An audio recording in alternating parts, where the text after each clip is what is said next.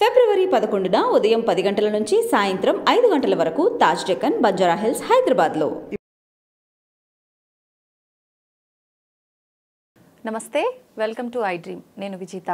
ప్రస్తుతం మనతో పాటు ఉన్నారు ప్రముఖ ఆధ్యాత్మికవేత్త సుభాష్ శర్మ గారు. ఇప్పుడు వారితో మాట్లాడి మన సందేహాలన్నింటినీ నివృత్తి చేసుకుందాం. నమస్కారం గురుగారు. నమస్కారం గురుగారు. శ్రీమాత్రే నమః. గురుగారు, కొంతమంది చాలా వరకు ఏదైనా ఇబ్బంది కలగగానే మనసులో ఏదైనా కోరిక ఉండి చాలా కాలంగా ఆ కోరిక నెరవేరట్లేదు అన్నప్పుడు డైరెక్ట్గా భగవంతుడి దగ్గరికి వెళ్ళిపోయి పూజా మందిరంలో కూర్చొని దేవుడి ముందు చెప్పుకొని ఏడుస్తూ ఉంటారు. నిజంగా అలా ఏడవటం వల్ల మనకేమైనా దోషం అనేది వస్తుందా, లేదంటే ఆ కోరిక నెరవేరే ఒక ఛాన్స్ ఉంటుందా గురువుగారు?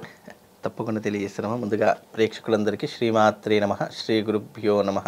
యాదేవి సర్వభూతేషు మాతృరూపేణ సంస్థితాం నమస్తస్సై నమస్తస్సై నమస్తస్సై నమో నమః. క్వశ్చన్స్ చాలా వింతగా ఉన్నాయి. అంటే భగవంతుని ముందర ఏడవడము అనేటటువంటిది పరిష్కార మార్గం కాదు. మొట్టమొదట అందరూ తెలుసుకోవాలి, భగవంతుణ్ణి అర్చించాలి, యాచించాలి, అడగాలే తప్ప మనం ఏడిస్తేనో లేదు అని అంటే అది ఏడవడము అనేటటువంటిది ఎలా మనిషికి మొదలవుతుంది అని అంటే తీరనటువంటి కోరిక. దానికోసం ఎన్నో ప్రయత్నాలు చేసి విసిగి వేసారి అసలు ఆ కోరిక అంటేనే విరక్తి పుట్టేటటువంటి క్రమంలో ఏం చేయాలో అర్థం కాదు. సహాయం చేసేవారు ఎవరు కనిపించరు. అలాగని మనం ఎవరికైనా చెప్పుకుందాము అని అనుకుంటా కూడా ఆ చెప్పుకునేటటువంటి మనిషి మనకు దొరకడు. అలా దొరకకపోవడంతో మనకి ఏం చేస్తామంటే లోపల నుంచి బాధ తన్నుకొస్తుంది. ఆటోమేటిక్గా ఇలా కూర్చున్నా కూడా టపటపటపటప నీళ్ళు కారిపోతూ ఉంటాయి. అలాంటప్పుడు కొంతమంది ఏం చేస్తారు అంటే దేవుడి దగ్గరికి వెళ్ళి మొర పెట్టుకుంటూ ఉంటారు, దేవుడి దగ్గరికి వెళ్ళి ఏడు చేస్తూ ఉంటారు. ఇలా ఏడ్చినటువంటి సందర్భాలు స్త్రీలలో కొన్ని వందల కేసులు ఉన్నాయమ్మా. అంటే ఏం చెయ్యాలో పరిస్థితి అర్థం కాదు. ఎవరికైనా చెప్దాము అంటే వాళ్ళు మనల్ని తిడతారు తప్ప వాళ్ళకు బాధ అర్థం కాదు. అలా అర్థం కానటువంటి సందర్భాలలో చాలామంది స్త్రీలు, పెద్దవాళ్ళు, ముసలి వాళ్ళు, మనలాంటి వయసు ఉన్నటువంటి ప్రతి ఒక్కరు ఏం చేయాలో అర్థం కాక ఏంటి అని అంటే కనుక దేవుడి దగ్గర పడి ఏడు చేస్తూ ఉంటారు, మొరపెట్టుకుంటూ ఉంటారు. అసలు నోట్లో నుంచి మాట ఉండదు, సైలెంట్గా కూర్చుంటారు, టపటపట నీళ్ళు కారిపోతూ ఉంటాయి. అది కడుపులో ఉన్న బాధ ఎప్పుడు పోతుంది?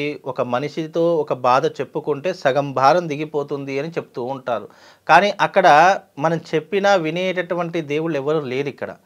ఏంటి, మనము ఏదో బాధను, ఆవేదనను ఒక దగ్గర చెప్పుకోలేక ఒక దేవాలయంలోనో, ఒక ఆలయంలోనో, లేదా మన ఇంట్లో ఉన్నటువంటి పూజ రూమ్లోనో, లేదా బెడ్రూమ్లోనో, ఏదో ఒక నిర్ణీతమైనటువంటి ప్రదేశంలో, ప్రశాంతంగా ఉన్న ప్రదేశంలో, మనుషులు లేనటువంటి ప్రదేశంలో కన్నీళ్ళు అనేటటువంటి ఆటోమేటిక్గా వచ్చేస్తూ ఉంటాయి. అలా ఏడవడం వల్ల ప్రయోజనం అయితే ఏమీ ఉండదు. కాకపోతే ఏంటంటే బాధ అనేటటువంటిది బయట పడిపోయి కొంచెం మనసు అనేది ప్రశాంతంగా తేలిగ్గా ఉంటుందే తప్ప అక్కడ ఏడవడం వల్లనో కన్నీళ్లు పెట్టుకోవడం వల్లనో మన యొక్క బాధ అనేటటువంటిది పోదు. మనకు కన్నీళ్ళు అనేటటువంటివి, బాధ అనేటటువంటిది, నొప్పి అనేటటువంటిది ఎందుకు వస్తుంది అంటే పూర్వజన్మలో చేసినటువంటి కర్మ ఏ విధంగా మనిషికి తొలగిపోతుంది అని కర్మ విపాకంలో చెప్పడం జరిగింది.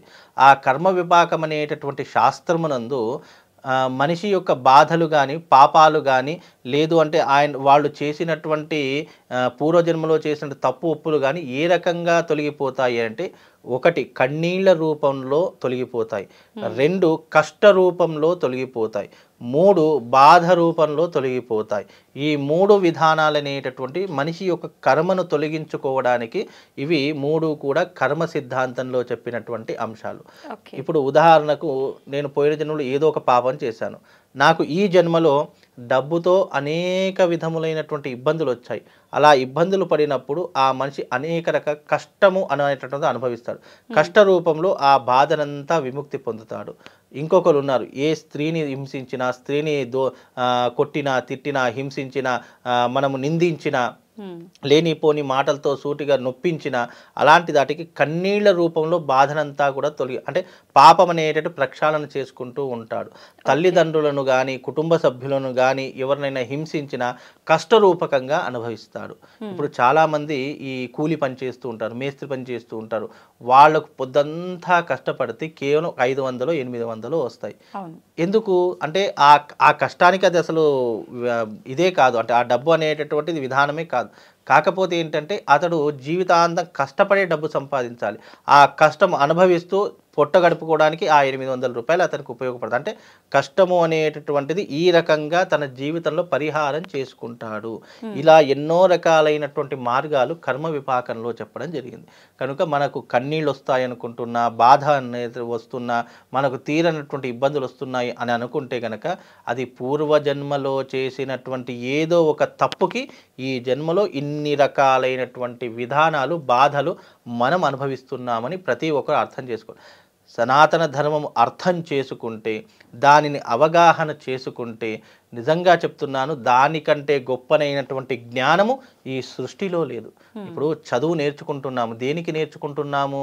ఇప్పుడు చిన్నప్పటి నుండి డిగ్రీలు, పీజీలు అన్నీ నేర్చుకుంటూ ఉన్నాం. దేనికోసము?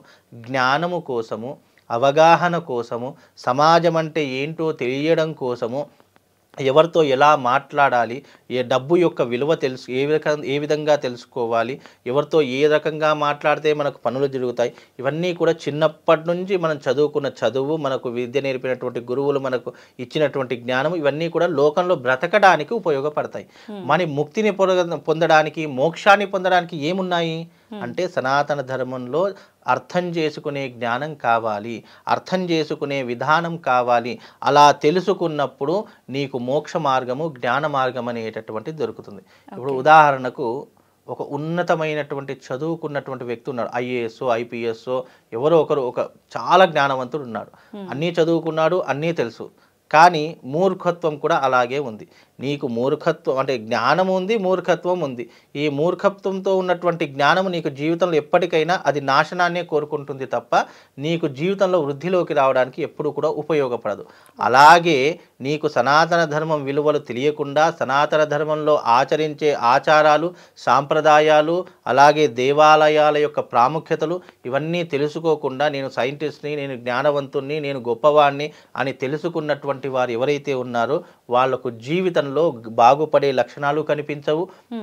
వాళ్ళు ఎప్పుడూ కూడా ఇతరులతో విమర్శలు అంటే ఎప్పుడు ఇతరులతో మాటలు పడడమే తప్ప వాళ్ళ జీవితానికి, వాళ్ళ జన్మకు చరితార్థం అనేటటువంటిది దొరకదు.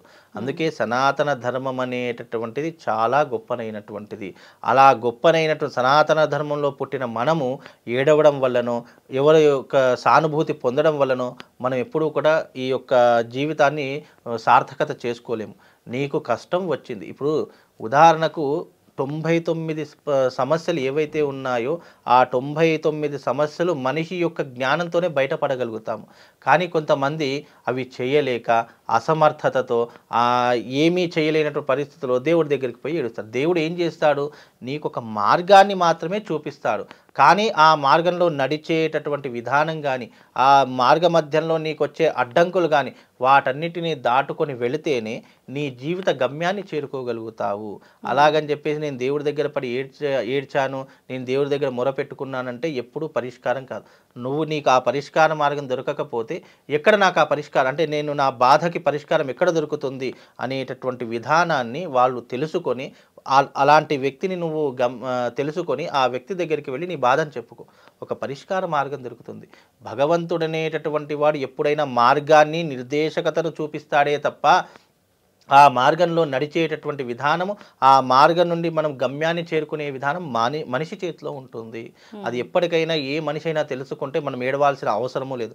కష్టములు లేనటువంటి వ్యక్తి, బాధలు లేనటువంటి వ్యక్తి, దారిద్ర్యం లేనటువంటి వ్యక్తి ఈ భూలోకంలో కాదు, అండపిండ బ్రహ్మాండంలో ఎవరూ లేరు. ఏ యుగంలో చూసుకున్నా, మన కృతయుగం నుంచి చూసుకున్న, కృతయుగంలో దేవతలు బాధపడ్డారు, త్రేతాయుగంలో రాముడు బాధపడ్డాడు, అలాగే ద్వాపర యుగంలో కృష్ణుడు బాధపడ్డాడు. దేవతలకే తప్పలేదు బాధలు, కష్టాలు, నష్టాలు, ఇబ్బందులు ఎవరికీ తప్పలేదు. అలాంటి వారికే తప్పనటువంటి కష్ట సుఖాలు, బాధలు మనుషులకు ఏ రకంగా తొలగిపోతాయి? పోవు. మనిషిని పుట్టుకతోనే అవి అంటిపెట్టుకునే వస్తాయి. అవి అంటిపెట్టుకొని వచ్చినప్పుడు దాన్ని ఏ రకంగా అధిగమించాలి అని ఒక రూట్ మ్యాప్, ఇప్పుడు ఒక రూట్ మనకు తెలియదు, మనం ఏం చేస్తాం? సెల్ ఫోన్లో వెంటనే నావిగేషన్ పెట్టుకుంటాం, రూట్ మ్యాప్ పెట్టుకుంటాం, ఆ గమ్యాన్ని చేరుకుంటాం. అలాగే భగవంతుడు అనేటటువంటి వాడు నీకు ఒక గమ్యాన్ని చూపించడానికి ఒక రూట్ని వేస్తాడు, ఒక మార్గాన్ని చూపిస్తాడు. ఆ మార్గం గుండా నువ్వు వెళ్ళాలి. ఎన్నో అడ్డంకులు వస్తాయి. ఒక మంచి పని చేసినప్పుడు ఎన్నో ఇబ్బందులు వస్తాయి.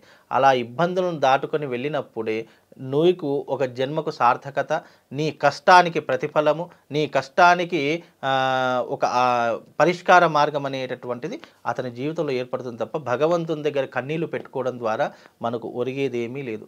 చెప్పుకో, నువ్వు నీకు చెప్పే మనిషి లేనప్పుడు భగవంతుని దగ్గరికి వెళ్ళి నువ్వు కష్టాలు చెప్పుకో, బాధలు చెప్పుకో, నాకు ఇవి తీరిపోవాలి అని చెప్పుకో. అవి యూనివర్స్కు కనెక్ట్ అవుతాయి. నీ కన్నీళ్ళు యూనివర్స్కి కనెక్ట్ కావు.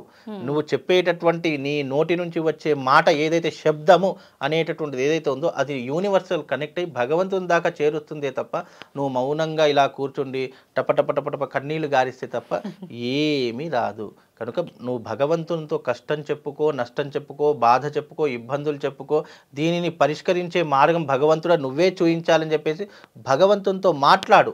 ఆ మాట అనేటటువంటి భగవంతుని దాకా ఏదో ఒక రూపం, గాలి ద్వారానో, నీటి ద్వారానో, జలము మన అగ్ని ద్వారానో ఏదో ఒక ద్వారా నువ్వు మాట్లాడే మాటలు ఆ భగవంతునికి రీచ్ అవుతాయి. అలా అర్థం చేసుకునే జ్ఞానం నీలో ఉన్నప్పుడు మనకు ఈ ఏడవాల్సిన అవసరం కానీ 10 మందితో బాధ చెప్పుకోవాల్సిన అవసరం కానీ ఏమీ ఉండదమ్మా. కాబట్టి ఏడవడం వల్ల మనిషికి నష్టమే తప్ప కష్టము తీరదు. కనుక నువ్వు భగవంతుని దగ్గరికి ఉన్నప్పుడు నీ బాధ ఏంటో చెప్పుకో, నీ కష్టం ఏంటో చెప్పుకో, లేదా ఆ భగవంతుడితో సమానమైనటువంటి ఒక గురువుని ఎంచుకో. ఆ గురువు దగ్గరికి వెళ్ళి నీ కష్టాన్ని బాధను చెప్పుకో, దానికి ఏదో పరిష్కార మార్గం చెప్తారు. లేదా గురువు దొరకలేదు, నీ తల్లిదండ్రుల దగ్గరికి వెళ్ళి చెప్పుకో, వాళ్ళు ఒక మార్గాన్ని చూపిస్తారు. ఇంతమంది దేవుళ్ళను కళ్ళ ముందర పెట్టుకొని నువ్వు దేవుడి దగ్గర పటం దగ్గరికి వెళ్ళి నేను ఏడుస్తాను, నా బాధ ఎవరితో చెప్పుకోవాలో అర్థం కావట్లేదంటే ఏమీ దొరకదు. కనుక ఇలాంటి విధానాన్ని జ్ఞానంతో అర్థం చేసుకోవాలే తప్ప అలా ఏడిచే వాళ్ళకి నేను చెప్పేది ఏం లేదమ్మా. ఓకే. అయితే ఏడుస్తున్నారు అంటే వాళ్ళ మనోధైర్యాన్ని వాళ్ళు కోల్పోయారు కాబట్టి ఏం చేయలేని పరిస్థితిలో ఏడుస్తున్నారు కదా గురుగారు, దానికి ఏమైనా పరిహారం లేదంటారా? వాళ్ళు మనోధైర్యం అనేటటువంటిది ఇక్కడ మాట కదా. మనోధైర్యం ఏంటి? ఇప్పుడు మనిషి ఎప్పుడూ ధైర్యవంతుడే. మనిషి ధైర్యము లేదు అని అనుకోవడం మన మూర్ఖత్వం. మనిషికి ధైర్యం ఉంటుంది, కానీ అది సమయాన్ని, సందర్భాన్ని, పరిస్థితులను బట్టి అది బయటపడుతూ ఉంటుంది. అలాగని చెప్పేసి ఏడవడం వల్ల వాడు ఇదేంటి అధైర్యవంతుడని కాదు కదా. ఏడవడము అనేటటువంటిది ఏంటంటే చెప్పుకోవడానికి, ఇప్పుడు నాకు చాలా కష్టం ఉందండి, నాకు చాలా బాధ ఉంది, నేను ఈ పొజిషన్లో ఉండి ఎవరికైనా చెప్పుకుందామంటే వాళ్ళు నవ్వుతారు. ఈయననే 100 మందికి చెప్పేవాడు కదా, ఈయనకే ఇన్ని కష్టాలు ఉన్నాయి, ఈయనకే ఇన్ని బాధలు ఉన్నాయి, ఈయనేంటి 10 మందికి చెప్పేదని హేళన చేస్తూ ఉంటారు. కానీ ఎవరికి ఉండవలసిన బాధలు వాళ్ళకు ఉంటాయి, ఎవరికి ఉండవలసినటువంటి పరిస్థితులు వాళ్ళకు ఉంటాయి. ఇప్పుడు సీఎం ఉన్నాడు, సీఎం ఒక రాష్ట్రానికి సీఎం అయినప్పటికీ అతనికి ఎంతో కొంత నష్టం ఉంటుంది, ఎంతో కొంత బాధ ఉంటుంది. ఒక రాష్ట్రానికి పరిపాలించే సీఎంకే ఇన్ని కష్టాలు ఉన్నాయి, మన రాష్ట్రాన్ని ఏం బాగు చేస్తారు అని విమర్శిస్తూ ఉంటారు. అంటే ఏంటి అంటే మనం చెప్పుకోలేనటువంటి బాధ ఎవరితో చెప్పుకున్నామనుకోండి వాళ్ళు నవ్వుతారేమో, వాళ్ళు ఏదో రకంగా హేళన చేస్తారేమో అని ఒక భయం మనిషిలో కలిగిపోయేసరికి అది అక్కడే స్టాప్ అయిపోతుంది. దాని ద్వారా మనకు కన్నీళ్ళు, బాధలు ఇలా వస్తాయి తప్ప మనిషి సాధించలేదంటూ సృష్టిలో ఏదీ లేదు. ఇప్పుడు మనిషి ఉన్నాడు, ఎన్నో కనిపెట్టాడు. గాలిలో ఎగిరేటటువంటి విమానాన్ని కనిపెట్టాడు, సముద్రంలో నడిచే ఒక పడవను కనిపెట్టాడు, అలాగే ఎన్నో రకాలైనటువంటి ఇంధనాలను కనిపెట్టాడు, ఎన్నో రకాలైనటువంటి విధానాలను మనిషే కదా కనిపెట్టింది. మనిషి తలుచుకుంటే సాధించలేదంటే ఏమీ లేదు, సాధిస్తాడు. కానీ అతనికి ప్రోత్సాహము, ధైర్యము, మాట సహాయము లేదా డబ్బు సహాయం ఏదో ఒకటి మనిషికి ప్రేరేపణ చేస్తే అప్పుడు ఆ మనిషి సాధించలేదంటూ ఏమీ లేదు, కన్నీటిలో పెట్టుకోవాల్సిన అవసరమే లేదు. మనిషి ఎప్పుడు అధైర్యవంతుడు కాదు, ధైర్యవంతుడే. ఎప్పుడు స్త్రీ అయినా సరే, పురుషుడైనా సరే వాళ్ళకు ఉన్నటువంటి ధైర్యం ప్రపంచంలో ఎవరికి ఉండదు. కానీ అది ఒక్కొక్కసారి బయటపడుతుంది, ఒక్కొక్కసారి బయటపడదు. బయటపడినప్పుడు ఒక్కసారిగా శాంతంగా ఉన్నట్టు 365 రోజులు చాలా శాంతంగా ఉంటాడు. అతన్ని చూస్తే అబ్బా ఏం మాట, అసలు ఇతని కోపమే అనేటటువంటి రాదు అనుకున్న వ్యక్తికి కోపం వస్తే ఎలా ఉంటుందో తెలుసా? ప్రళయం, ఏ రకంగా ప్రళయం వస్తుందో ఆ రకంగా కోపం వస్తుంది. అందుకే సమయాన్ని, సందర్భాన్ని బట్టి విచక్షణ జ్ఞానాన్ని మనం ఆలోచన చేయాలి తప్ప విచక్షణ జ్ఞానం లేకుండా ఏడవడం వల్ల ప్రయోజనమే లేదు. ఎవరు కూడా ఏడవకండి, ఏడుస్తే ఏమీ లేదు. నీ కష్టాన్ని, బాధను నీతో ఎవరు పంచుకుంటారో వాళ్ళతో చెప్పుకో, తప్పకుండా నీ పరిష్కార మార్గం వాళ్ళే చూయిస్తారు. నేను కూడా అవసరం లేదు, వాళ్ళే చూయిస్తారు. దీనికి నేను చెప్పాల్సిన పరిష్కారం దైవాన్ని నమ్ముకో, పూజా పునస్కారాలు చేసుకో, లేదా నీ కష్టం ఈ రకంగా యజ్ఞ యాగం చేసుకో అని మాత్రమే చెప్తాము తప్ప నీ కష్టానికి ఏ మార్గం దొరుకుతుంది, అనేటటువంటి నువ్వు గమ్యాన్ని చేరుకోవాలంటే నీ జీవితంలో 2 మార్గాలు. ఒకటి సరైనటువంటి గురువుని ఎంచుకోవడం. ఆ గురువు ఏది చెప్తే అది ఆచరణ చేసుకో. అది తప్ప రైటా, ఇది చేస్తే జరుగుతుందా జరగదా అనేది ఆలోచించకు. 2 నీ తల్లిదండ్రులను నమ్ముకో. ఈ 2 నమ్ముకున్నటువంటి వాళ్ళకి సృష్టిలో ఏ దైవం అవసరం లేదు. ఇది కూడా క్లియర్గా చెప్తున్నానమ్మా. దీనికి మించినటువంటి దైవం ప్రపంచంలో ఏం లేదు. గురువుని నమ్ముకో, ఎందుకంటే కళ్ళ ముందు నీకు కనబడతాడు, కళ్ళ ముందు పరిష్కారాలు దొరుకుతాయి.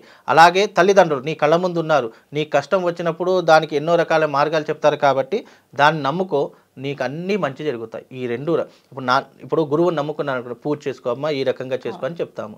అదే తల్లిదండ్రులు నమ్ముకున్నారనుకోండి, వాళ్ళు ఏదో ఒక పరిష్కారం, ధన సహాయము, మాట సహాయము, లేదా ఒక బలం, వాళ్ళ చుట్టుపక్కల ఉండి బలాన్ని ముందుకు నడిపించడానికి వాళ్ళ వెనుకుండి ప్రోత్సహించడం, ఇలాంటివి చేస్తున్నారు. అంటే మనిషికి కావాల్సింది ఈ 2, బలము, ప్రోత్సాహం. ఈ 2 ఉన్నటువంటి వ్యక్తికి సృష్టిలో ఏది ఆపలేదమ్మా. యూనివర్సల్ కూడా వాళ్ళకి కనెక్ట్ అవుతుంది, నేచర్ కూడా వాళ్ళకి సపోర్ట్ చేస్తుంది. అన్ని రకాలుగా వాళ్ళు ముందుకు వెళ్ళడానికి అవకాశ మార్గాలు ఎన్నో ఉంటాయమ్మా. ఇంతే, దాంట్లో పెద్ద ఆలోచించడానికి ఏం లేదమ్మా. థ్యాంక్ యూ గురుగారు. శ్రీమాత్రే నమః.